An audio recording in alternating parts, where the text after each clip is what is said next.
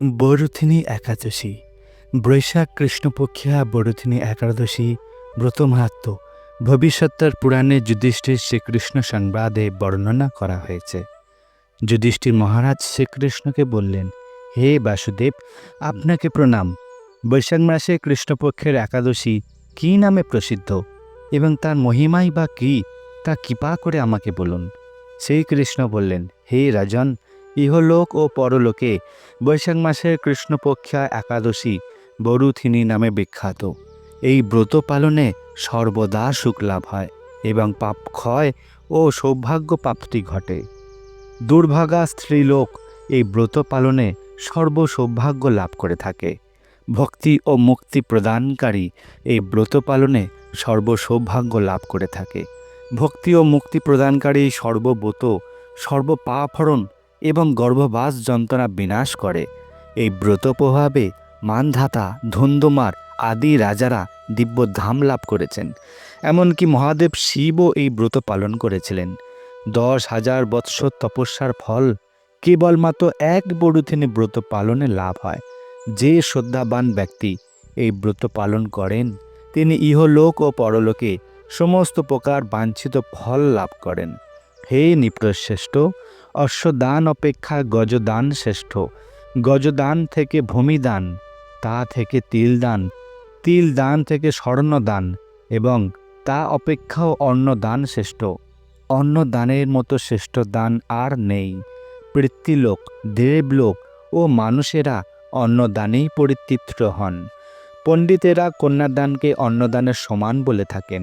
স্বয়ং ভগবান গোদানকে অন্নদানের সমান বলেছেন। আবার এই সমস্ত প্রকার দান থেকেও বিদ্যাদান শ্রেষ্ঠ। কিন্তু এই বরুথিনী ব্রত পালনে সেই বিদ্যাদানের সমান ফল লাভ হয়ে থাকে। পাপমতী যেসব মানুষ কন্যার উপার্জিত অর্থে জীবন ধারণ করে, পুণ্যক্ষয়ে তাদের নরক যাতনা ভোগ করতে হয়। তাই কখনো কন্যার উপার্জিত অর্থ গ্রহণ করা উচিত নয়। যে ব্যক্তি বিভিন্ন স্বর্ণালঙ্কার সহ কন্যা দান করেন তার পুণ্যের হিসাব স্বয়ং চিত্তগুপ্ত করতে অসমর্থ হন। কিন্তু বরুথিনী ব্রত পালনকারী কন্যা দান থেকেও বেশি ফল লাভ করে। ব্রতকারী ব্যক্তি দশমীর দিনে কাঁসার পাত্রে ভোজন, মাংস, মসুর, ছোলা, শাক, মধু, অন্যের প্রদত্ত অন্ন গ্রহণ, 2 বার আহার ও মৈথুন পরিত্যাগ করবে।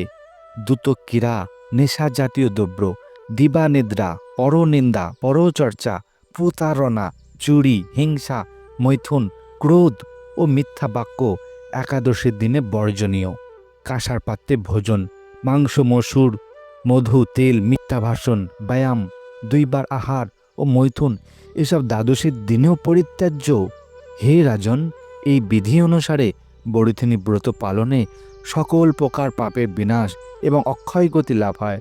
যিনি হরিবাসরে রাত্রি জাগরণ করে ভগবান জনার্দনের পূজা করেন তিনি সর্বপাপ মুক্ত হয়ে পরম গতি লাভ করেন।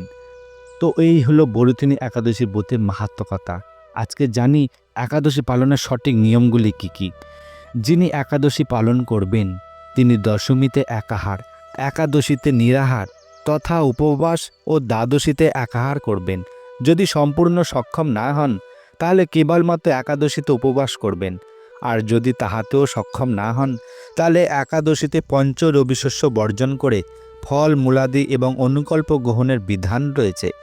একাদশী পালনের ক্ষেত্রে যে 5 প্রকার রবিশস্য বর্জনের বিধান রয়েছে তা হল চাল, গম, যব, ডাল ও সরিষা বা সরিষা থেকে তৈরি যে কোনো প্রকার খাদ্যদ্রব্য। এই দিন একাদশী ব্রত পালন করলে চা, কফি, পান, বিড়ি, সিগারেট ইত্যাদি নেশা জাতীয় দ্রব্য থেকে বিরত থাকা প্রয়োজন। যারা একাদশী ব্রত পালন করবেন তাদের আগের দিন রাত 12টার পূর্বে অন্ন ভোজন করে নেওয়া প্রয়োজন।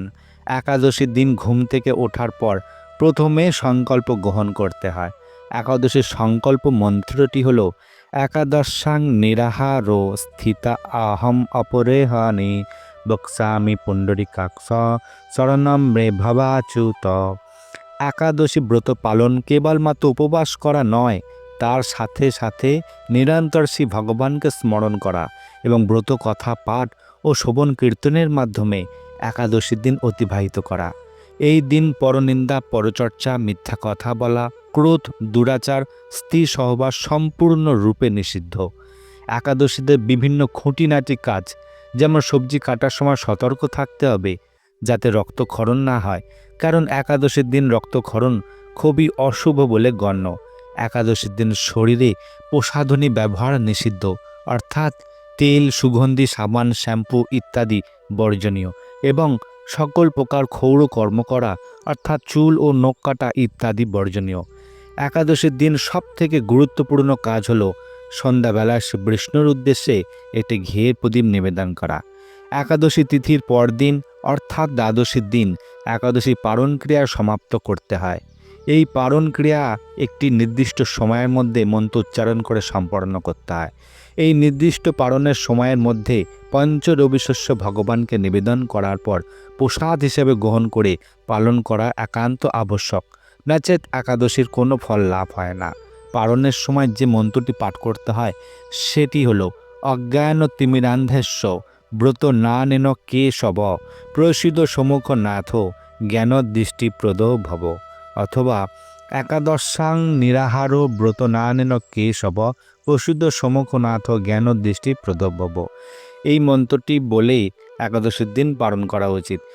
যে স্থানে থাকুন না কেন, পঞ্জিকানুসারে যে একাদশী ব্রতের পালন টাইম দেওয়া থাকে সেই পারণ সময়ের মধ্যেই পালন করে পঞ্চরবি শস্য ভগবানকে নিবেদন করে তা পালন করা অতি আবশ্যক।